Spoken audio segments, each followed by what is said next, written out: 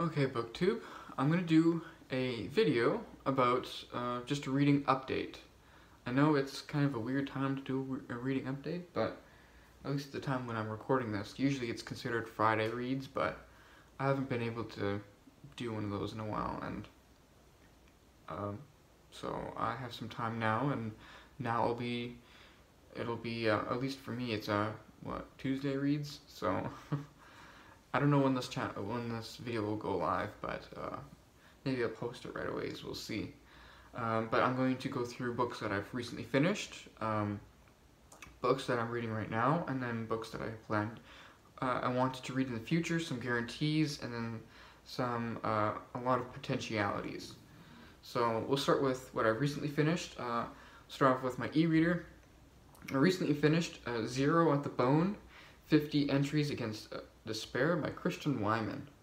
And this is the best I could get for the cover. This is not the actual cover, this is like a front piece or whatever in my ebook. That's because my ebook has a glitch to it, where if I get the front cover, it does not give me the front cover. So I just get this boring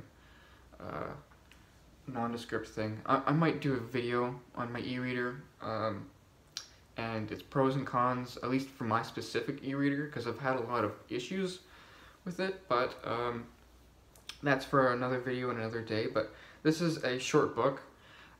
It's a short book by Christian Wyman. He's a poet, an American poet, a contemporary poet, and this is just a book of 50 entries, and it's exactly what he says it is. It's against despair. And this book was I picked up this book because it was #1 on Steve Donohue's best of nonfiction for last year, 2023, and boy was this ever worth it. Like, it was really, really well done.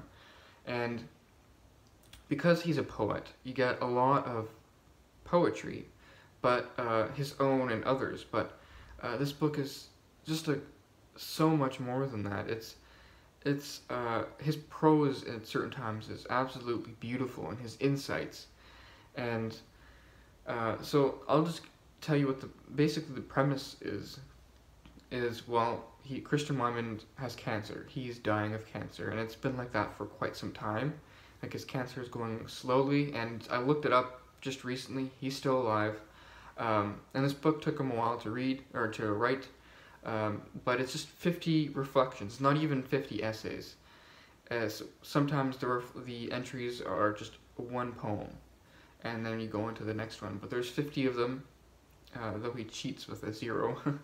But I want to read to you the very front piece. He has a very short few paragraphs about what this book really is, and it captures everything about this book. That I loved, at least. So it's entry 0, it's few lines, and I even highlighted the last line because I loved it so much. But he says, "To write a book against despair implies an intimate acquaintance with the condition. Otherwise, what would be the point? To write an introduction implies something to introduce, and I have no idea what this book will be. This is salvo, self-challenge, 0 at the bone. Well, one idea. I have published poetry, translation, criticism, theology, memoir, anthologies. They come out discreetly, but I don't experience them that way. When I'm working, I lurch from one thing to the other. I read 20 books at a time. I flit and havoc and half drown. I want to write a book true to the storm of forms and needs, the intuitions and impossibilities that I feel myself to be, that I feel life to be. When you're young, and if you're all artistic, despair has an alluring quality. You affect it, deploy it, stroke it gently like a sedated leopard. Eventually the drug wears off. The drug of youth, I mean. There was never a leopard. It's just you, time piled up like volcanic detritus all around you. Miles and miles of silence. Who are you now? Which way is home? And what, pray tell, is the source of this slowly rousing growl?" And that's how he introduces his book, and it's exactly that. If you like purple prose, you'll get it a lot in this book. But the thing is, as much as poetic as he can be, and sometimes it's a bit too much, though I didn't find it too much, but some people might find it too much. I think the absolute sincerity and the self-awareness in this book make it so. I'm just gonna show you the nondescript cover in my Kobo edition. It has a much better actual cover, but the self-awareness, like when he knows he's being too poetic and that his ideas don't quite work, he's self-aware about it, and sometimes even pushes back against his own self. There's one entry in here, I don't remember what number it is because he numbers them all, where he's having a conversation with himself, line by line. It's like in James Joyce, when I haven't actually read a full James Joyce novel yet, but I've read some of his short stories. But when he has dialogue, sometimes he'll just do the dash. He doesn't actually put quotations. Well, that's what he does in that chapter. He just dash. He puts his line, and then he has another line where he responds to himself, and it's just line by line like that. And there's my favorite entry is entry number 14, where it's a long entry, or one of the longest in the entire book, but it's so self-referential and so multi-layered and so scattershot, and yet so profoundly moving. It's like his reflections are so moving. He's got a wife and kids, and so he talks a lot about them in here, and he talks a lot about his own experiences as a poet. And there's one funny scene in here too where he talks to his young daughters and thinks of like, maybe we should take an egg from a robin's nest and then bring it inside and raise it as our own. And then one of his young daughters is like, so you can write a poem about it? And then he kind of just looks at her and just like, she saw right through me. And it's wonderful. It's so genuine, and yet so sincere, because he really does. He is fighting against despair, against death, against meaninglessness, against loneliness, and it's just it's completely wonderful. I love his reflections. It's a great book. I strongly recommend it. It's short. The paperback is coming out soon. I looked it up on Amazon. Even got another friend to pre-order the paperback. So there's that book. I could quote from that book all day. I highlighted so many sections of that book. Then another recent finish of mine. This is Crime and Punishment by Dostoevsky. I just barely finished filming a video detailing my thoughts on this book. So I won't go into too much detail there, but this was a buddy read with a friend of mine, and my friend did not like this book at all, but I loved it. I could see what Dostoevsky was trying to do, and I totally am convinced like this deserves its place in the canon as a great book. And the strange thing is that it's not. I mean, in this translation, the David McDuff translation, it's not like it's, the prose is, brilliant or anything like that, and even the way the characters talk can be disjointed and a little bit confusing. And I know a lot of people like to complain about the Russian names, where they have like a first name, a middle name, and a last name, and sometimes like a nickname, and they're always addressed in certain ways. I found, like, I've never really had an issue with that, though I know a lot of people have, so that doesn't ever distract me, though it might in some of those more famous big ones. I don't know, those famous big Russian novels, but we'll see.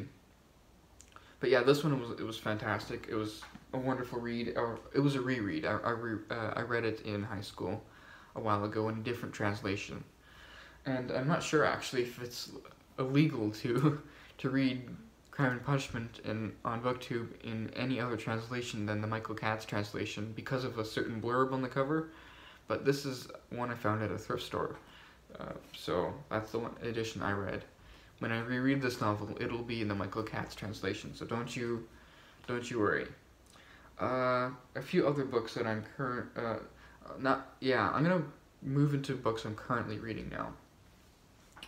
So, books I'm currently reading, one of them is, so if you are aware on this channel, I am slowly, very slowly making my way through the Western canon. Very slowly, as in I'm still in the ancient Greeks. I'm still reading Aristotle, or I recently started reading Aristotle. This is the Delphi Classics Complete Works of Aristotle. I'm reading Aristotle's Physics in this work. And I can safely tell you I don't understand a thing of what's going on. It's a short work. I think in my e-reader version it's 150 pages. And even then, it's been almost a month since I've started this, and I've just been, the only way I can read it is when I read it maybe 5 to 10 pages at a time, usually in the morning, and then I spend the rest of my day, or the rest of my reading time reading other things, though sometimes I do have a yen to read some more Aristotle, but I really don't understand a whole lot of what's going on here. It's a lot of him. I even have some notes actually. As I was reading, like, he's talking a lot about time and eternity and change and movement, the nature of place, the nature of the void, whether void actually is a thing, like not being, like not dash being, not being, infinite, time. Does time have a beginning? Motion, what's the nature of motion, all that kind of stuff, and I really struggle to follow him. And this edition, since it's a collected works edition of just public domain translations, it doesn't have any notes, doesn't have any introduction, so I'm just going in completely raw. And after this, so I guess I might as well say what I want to read after this. I want to read his Metaphysics after this, which is longer. It's 200 pages in this edition, and I can't imagine it'll be any different than the Physics. I don't think I'll understand it, but I'm going through the Western canon, and I might as well at least say I've read them, and I am getting a certain pleasure in trying to understand him, even though I'm not beating myself up for being completely out of the loop. So metaphysics will be next after his Physics, and then Aristotle will be again later on in this. Well, I might as well show it now because I'm talking about Aristotle. I have the very first physical volume that I want to read of his is the After Metaphysics. I want to read his Nicomachean Ethics, and chances are I won't start this year because it is end of November already, and I haven't read the Metaphysics. I'm hoping to finish Metaphysics by the end of the year. We'll see about that, and then in the new year I can start the most famous work of Aristotle's, and the one I'm looking forward to the most, which is his Nicomachean Ethics. I know I've shown this on this channel before, probably like a year ago. I think I hauled this on I showed this on a to be read video, or whatever, Friday Reads, or whatever I called it. And this is the Nicomachean Ethics, translated with notes and introduction by Terence Irwin. This is the Hackett edition. If you're aware of Hackett editions, they're very plain, very distinct. But this edition has a huge introduction, I think. Let's see. Oh, the introduction's not that big. But it's the notes that make this thing very distinct, because the book itself is, I think, yeah, 200 pages. So the first half, this is the introduction and actual work of Aristotle's. So let's see, Aristotle's entire work starts here. So this is Aristotle's work, Nicomachean Ethics. This is all notes, so it's like half the publication. And like all good philosophers, Terence Irwin has to be extremely meticulous and opinionated in his notes, or else why else would you have 200 pages of notes? So that's this edition, and this is the one I'm looking forward to the most. I'm hoping that if he's talking about ethics, at least it's something I can understand instead of the nature of infinity and what makes place, or what defines place. And yeah, we'll see about that. Two more books that I am currently reading. Well, yeah. We'll start off with the main book of mine that I'm reading. This is Dostoevsky's Devils, translated by Michael Katz. So, I am reading a Michael Katz translation, just not the right one, because it's lacking a blurb, a very specific blurb. Anyways, yeah, this is a thicker book than Crime and Punishment, but this edition is actually 100 pages exactly, 100 pages more than my Macduff Crime and Punishment. This is 756 pages, and as you see, I'm about just over 200 pages into this, yeah, and for the first while, I did not understand a clue of what was going on. But I've come to understand that that's just Dostoevsky's style, and then revelations and things that are revealed come later on, and I finally come around to it. The chapter "The Wise Serpent" has been absolutely fantastic, because it's all these different characters with all their different secrets are like combining in this one room on a Sunday, all unexpectedly, and they're all like partially revealing things about themselves and about what's going on and all this intrigue. It's about, at least for now, it's about, so we have a first-person narrator, which is distinct from all the other Dostoevsky that I've read before, and but he's the one observing the main characters, which are this elite woman, high society woman, where she dominates the politics and the social environment of this smaller town that all the events of the novel take place. And then we have a man that she basically, or an intellectual man, former professor, a scholar, that she basically adopted as her own, as like this literary person that she patronizes, and it's about not only their relationships, or their relationship between the two, which is more like mother-son relationship, but also the conflicts between their sons, both of them which did not grow up in that little town, but which both of them have gained a lot of influence in their university circles. And it's also all the other characters in the town too, and the secrets that they have, and how they all mix together. And I'm not totally sure I'm making any sense here, but I'm not sure I understand it myself. But all I know is that I'm finally buying into this, and so hopefully it'll pay off like Crime and Punishment did for me, because I've heard that this one has its dull spots, and yet it's also considered his most funny novels, so we'll see about that. Another current read for me is just a short story collection. It's the original Sherlock Holmes. This is a wider hardcover, a facsimile reprint of the original stories from the Strand magazine. 37 short stories with a complete novel. And the novel is The Hound of the Baskervilles. I've almost completed this. I've been working on this for, well over probably a year and a half, maybe 2 years already. Yeah, I remember starting reading the Sherlock Holmes corpus from the very beginning, probably, 3 years ago, when I started reading the The Study in Scarlet and The Sound of the Four. Those are both novellas. And then I used this to read The Adventures of Sherlock Holmes, which is the very first short story collection, and then the Memoirs of Sherlock Holmes. And then after that, there's a huge gap, a gap of 10 years before he publishes The Hound of the Baskervilles, which I've read before.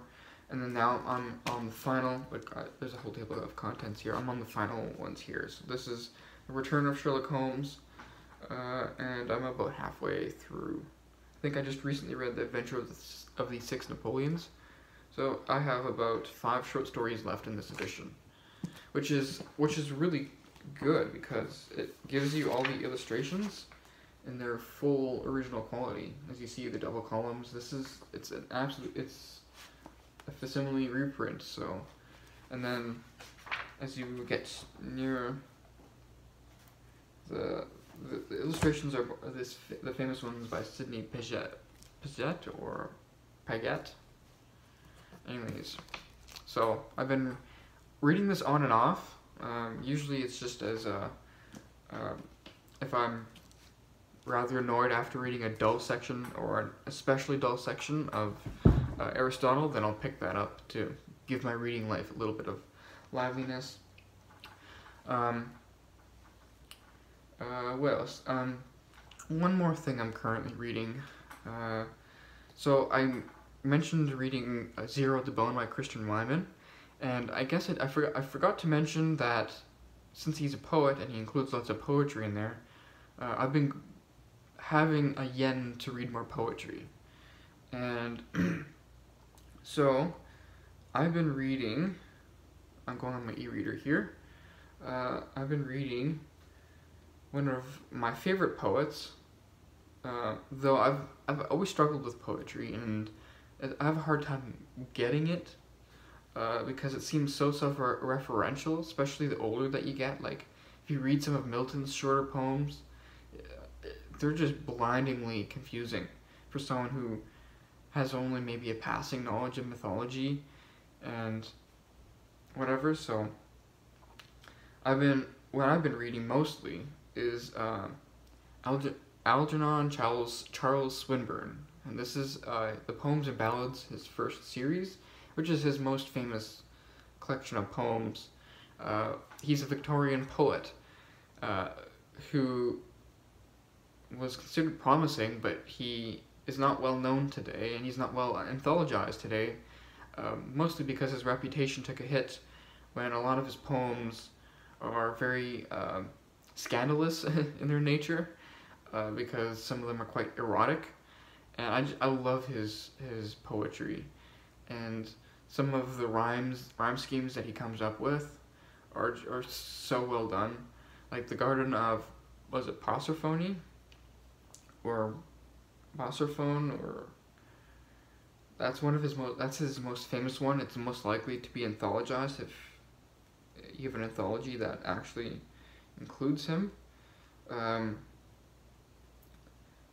Garden of Proserpine, sorry.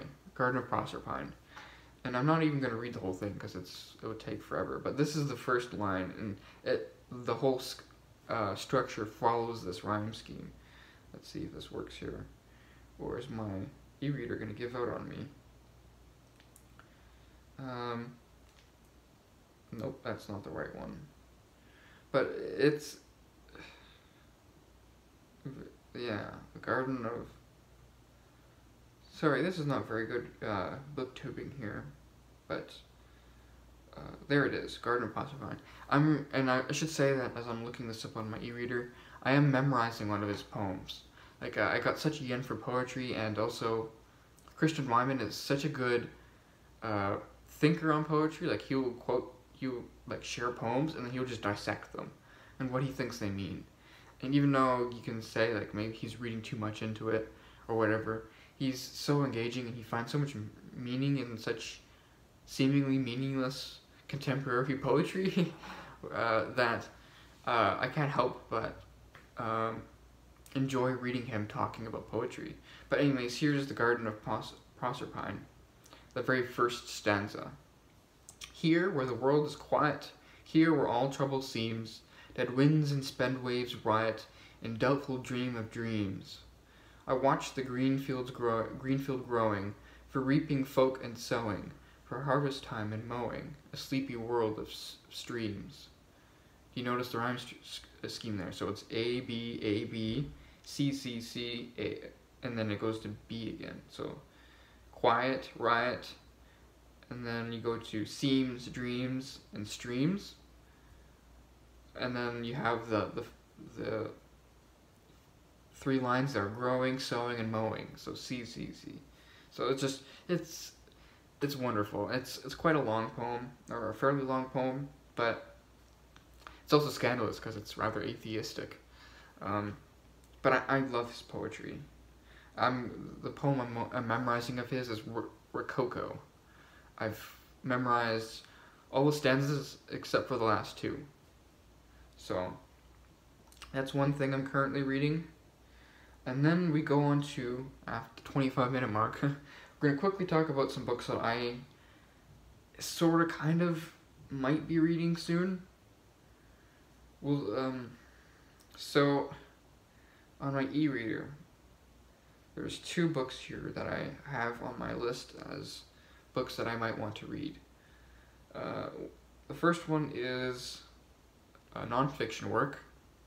Because I'm reading Aristotle, and because I'm in the Greeks of my Western Canon list, I have a lot of books that relate to that topic that I want to read, and so I have The Lagoon. This is by Armand Mary Leroy, and the subtitle is How Aristotle Invented Science. And I sampled the introduction to this so far, and I quite like it. I quite like the conversational style, and doesn't seem like it's written as a dense work of scholarship. It's just an interesting look at Aristotle's work on writing on science and his methods of scientific inquiry. I find that would be interesting. And then I think is that it for my e-reader.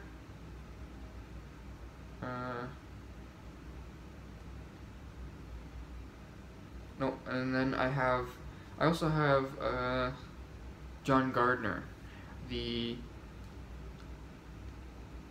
novelist and writer, John Gardner. I have an e-reader collection of 3 of his books on writing, and includes On Moral Fiction, which is a fairly short work, as all of them are. This is only one of his that I don't have in a physical copy. I have 2 others in a physical copy on my shelf here. They're in the very bottom shelf there. But this is the one that I want to read the most, On Moral Fiction. So that's another option for my e-reader. And then we got into a bunch of physical books that I might read soon. And most of them are all might reads at varying levels. So we have The King of Elfin's Daughter by Lord Dunsany. I actually have an e-copy of this as well, but I found this used recently, and this is just sounds such a fascinating work, and it's an early work of fantasy. It's very short. In fact, the very last page is right at the end here, which is unusual. But it's 240 pages, and I've been very eager to read this for some time. I just have not picked it up yet, so I really, this is a huge priority for me to get to this. If not this year, then early next year. Same with this one. This one is probably the most urgent book on my list. 7 Pillars of Wisdom. I've even read out the first few paragraphs, or a paragraph or 2 of this book to you in one of my videos, and yet I've not actually gone past those first few pages. It's a thicker book, but thicker books don't scare me at all. Yeah, it's well over 600 pages. Yeah, almost 700 pages. But I love this edition too, with that cover and the red spine, vintage edition. But yeah, if I'm gonna read this book, I really need to read it soon, because it sounds so compellingly written. It sounds completely right up my alley. But then another idea of mine is to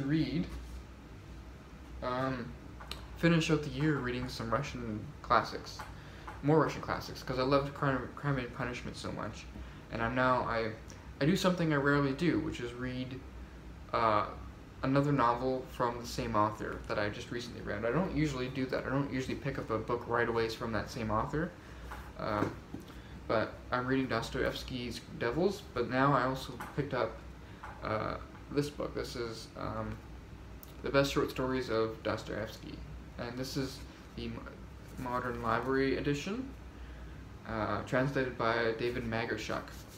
And this, I don't really intend to read this whole thing, but I do read something from here, and the one that really does pull at me the most is the Notes from Underground.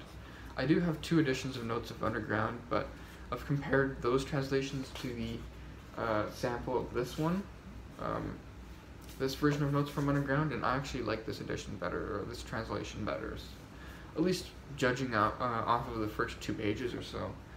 So this one is pretty high in my priority list. And then another Russian classic. This is Ivan Turgenev, or Turgenev. This is Fathers and Sons. And again, I have a few translations of this. And this one was not my favorite, but it's the most modern one that I have. And it's also the one I bought first. So it feels like, since this is the one I purchased brand new, instead of finding it used, it'd be best to read this one first.